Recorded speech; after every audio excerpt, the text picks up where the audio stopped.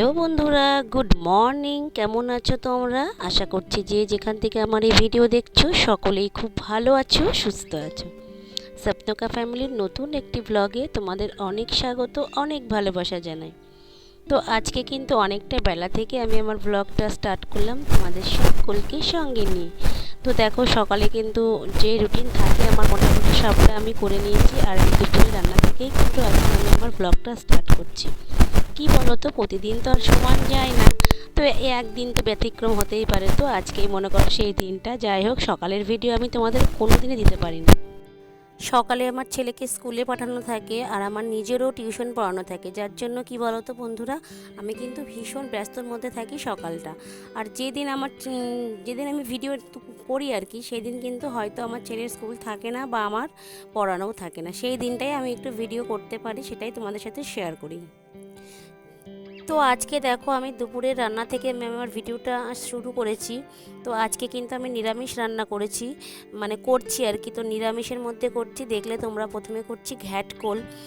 এই ঘ্যাটকোলটা আমার শাশুড়ি মা পাঠিয়েছিলেন। ঘ্যাটকোলটা 3-4 দিন ধরে ফ্রিজেই ছিল, রান্না করাই হয়নি করব করে। তো আজকে যেহেতু নিরামিষই করছি, তো ঘ্যাটকোলটাকে কিন্তু আমি নিরামিষই রান্না করলাম। খুব সুন্দর হয়েছিল ঘ্যাটকোল, আর আমি ঘ্যাটকোল খেতে ভীষণ ভালোবাসি।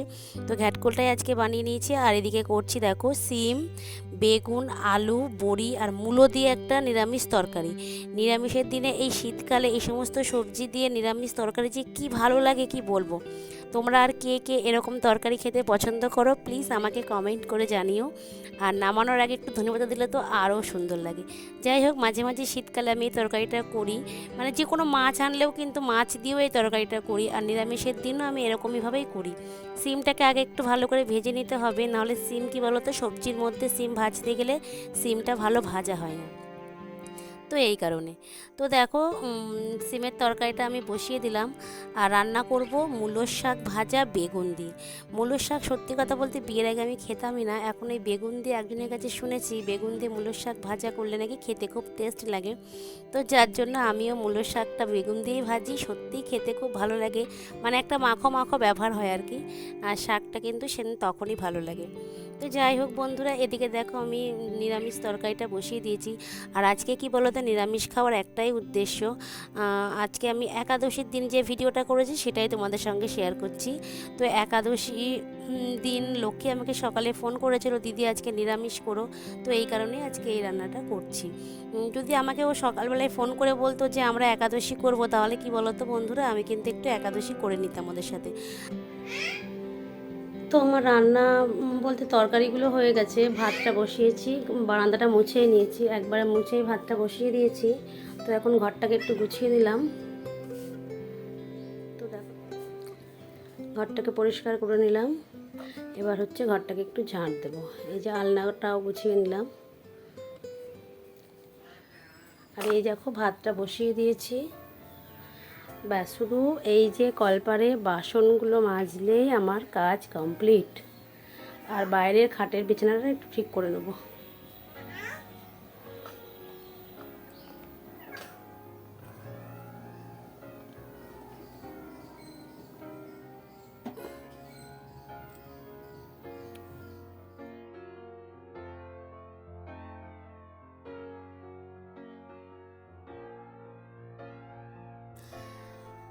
তো দেখো, মিক্সচার মেশিনটা আমি এবার মুছে নিচ্ছি। প্রতিদিন মুছি না, মানে যে বলবো যে আমি প্রতিদিনই মুছি এমনটা নয়। যেদিন একটু নোংরা হয় অনেক দিন পরপরই এটা মোছা হয় আমার। তো যাই হোক, আজকে একটু পরিষ্কার করে নিচ্ছি। কেন কি বলো তো বন্ধুরা, মশলা করতে গিয়ে একটু মশলা ছিটিয়ে পড়েছে আর কি, এই কারণে। আর আমার এই মিক্সচার মেশিনটা না সত্যিই খুব ভালো, জানো, 5 বছর হয়ে গেল, খুব ভালো, একটু সমস্যা হয়নি। আর আমার এই মিক্সচার মেশিনটা আমার হাজব্যান্ড আমাকে বিবাহবার্ষিকীতে গিফট করেছিল। কি বলতো বন্ধুরা, বিবাহ বার্ষিকী মানেই যে সোনা গয়না নিতে হবে এমনটা নয়। আমাদের ওরকমটাই হয় না আর কি। বিয়ের পর থেকেই কি করতাম জানো তো, তোমাদের সাথে শেয়ার করি একটা কথা। বিয়ের পর থেকে আমার একটা ভান্ডার করতাম আর কি। প্রত্যেক বছরে বিবাহবার্ষিকীর আগে গিয়ে ওই ভান্ডারটা আমরা ভাঙতাম। যাই হোক, যেরকম হাতে পয়সা থাকতো, খুচরো পয়সা বলো, নোট বলো, এরকম দিয়ে ফেলতাম। তো বছরের শেষে ভান্ডারটা ভেঙে যে টাকাটা হতো, তো সেটাই কি করতাম বলো তো, কোনো একটা জিনিস, যেমন ধরো বলছি তোমাদেরকে। প্রথম বছর বিবাহবার্ষিকীতে যখন আমরা ভাড়া বাড়িতে থাকতাম, ঘরের মধ্যে একটা টিভি ছিল না। তো প্রথমবার বিবাহবার্ষিকীতে কী নিলাম জানো, আমরা টিভি কিনেছিলাম। এবার কি বলো তো, ভাণ্ডারে তো সব টাকা জমিয়েই হয়ে যায় না, যতটা ভাণ্ডারে জমলো আর বাকিটা ব্যালেন্সটা ও দিয়ে আমরা একটা করে জিনিস কিনতাম। এভাবেই আমরা টুকটুক করে প্রত্যেক বছর কিছু না কিছু জিনিস কিনি। যতটা সম্ভব হয়, যে বিরাট কিছু করতে হবে এমনটা ব্যাপার নয়। তো যাই হোক বন্ধুরা, আস্তে আস্তে করে সবই করতে পেরেছি। আর সামনের দিনে আরও চেষ্টা করব যাতে আমাদের সংসারটা পুরোপুরি গুছিয়ে নিতে পারি। তো যাই হোক, পরের বছর আমার একটা আংটির খুব শখ ছিল। তো সেকেন্ড যে অ্যানিভার্সারি আমাদের হয়েছিল সেটাই জানো তো, ও আমাকে একটা আংটি গিফট করেছিল। তো ছোট ছোট জিনিস পেয়ে আমি ভীষণ খুশি হই, আর এভাবেই আমার সংসারটাকে আমি সাজিয়ে গুছিয়ে নিয়েছি ছোট ছোট জিনিস দিই। যাই হোক, কেমন লাগলো আমাদের আইডিয়াটা আমাকে অবশ্যই কমেন্ট করে জানিও। এরকমই প্রত্যেক বছর, এই যেমন আজকে 11 বছর বিয়ে হয়ে গেছে, প্রত্যেক বছরই এই কোনো না কোনো জিনিস ছোটোই হোক বড়ই হোক আস্তে আস্তে গুছিয়ে কিন্তু আমরা করে ফেলি। তবে কি বলতো, নেক্সট 10 বছর যখন বিবাহবার্ষিকী আমার হলো, তখন কিন্তু আমি আমার নিজের বাড়িতে চলে এসেছি। তো সেই বছর কিন্তু আমার হাজব্যান্ড আমাকে বিরাট একটা সারপ্রাইজ দিয়েছে, সেটা তোমাদের কোনো একটা ভিডিওতে বলবো। যাই হোক, খুব খুশিও হয়েছিলাম আমি। তো চলছে এইভাবে আমাদের জীবন, হাসি খুশি সুখ দুঃখ সবটা মিলেমিশে দুজনে এগিয়ে যাচ্ছি। আর এই নিয়ে তো দেখো বন্ধুরা, তোমাদের সাথে কথা বলতে বলতে অনেকটা কাজ করে ফেললাম। এবার কিন্তু আমি আমার ঘরটাকে ঝাড় দিয়ে নিচ্ছি। ব্যাস, ঘরটা ঝাড় দিয়ে নিয়ে বাসন কটা মেজে নিলেই কিন্তু আজকের মতো আমার চাপ কম। মানে কি, সকাল থেকে ধরো এই দুপুর এই স্নান করা বা গা ধোয়া অবধি কিন্তু আমার প্রচণ্ড কাজে চাপ থাকে। তারপরে কি বলো তো, এই যে সকালের কাজ কমপ্লিট করে উঠে দুপুরে মানে বিকালে বলতে কি বলো তো, শুধু ওই খাওয়া দাওয়া আর ওই থালা দুটো ধোয়া, ব্যাস। তারপরে একটু হয়তো রেস্ট নিই, ভিডিও এডিটের কাজ থাকলে সেটা করি। এই আর ছোটোবেলা হয়ে সত্যি কথা বলতে এখন কিন্তু আর ঘুমানোর সময় পাই না।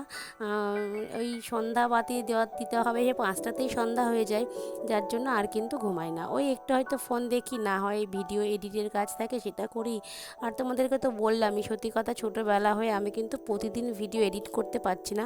তোমাদেরকে আবারও বলছি, প্লিজ তোমরা একটু মানিয়ে গুছিয়ে নিও। ছেলের পরীক্ষা চলছে মানে 26 তারিখ থেকে আরম্ভ হয়ে যাবে। তো এই কারণে সন্ধ্যা টাইমটা পুরোটাই ছেলেকে দিতে হচ্ছে, একদম রাত 12টা পর্যন্ত। তো যার জন্য আমি কিন্তু ভিডিওটা এখন একদিন পর পর দেওয়া শুরু করেছি। তো আমার সকল বন্ধুরা নিশ্চয়ই আমার পাশে থাকবে, তোমরা একটু মানিয়ে গুছিয়ে দেখে নাও। তো ছেলের পরীক্ষা হয়ে গেলে আশা করছি তারপর আমি প্রতিদিন ভিডিও দিতে পারবো।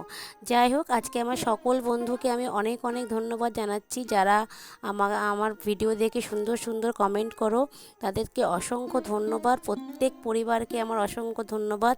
তোমরা এইভাবেই আমার পাশে থেকো, আমাকে ভালোবাসা দিও, আর আমি কিন্তু প্রত্যেকের পাশে আছি সব সময়। হয়তো বা দেখো, তোমাদের একটা কথা বলি, তোমরা যারা আমার নতুন বন্ধু হচ্ছ তাদের উদ্দেশ্যেই বলছি।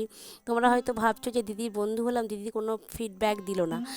সেক্ষেত্রে তোমাদেরকে বলি, তোমাদের প্রত্যেকের পরিবারে আমি আসব। তোমরা আমাকে একটু সময় দাও, প্রত্যেকের পরিবারে আমি আসব।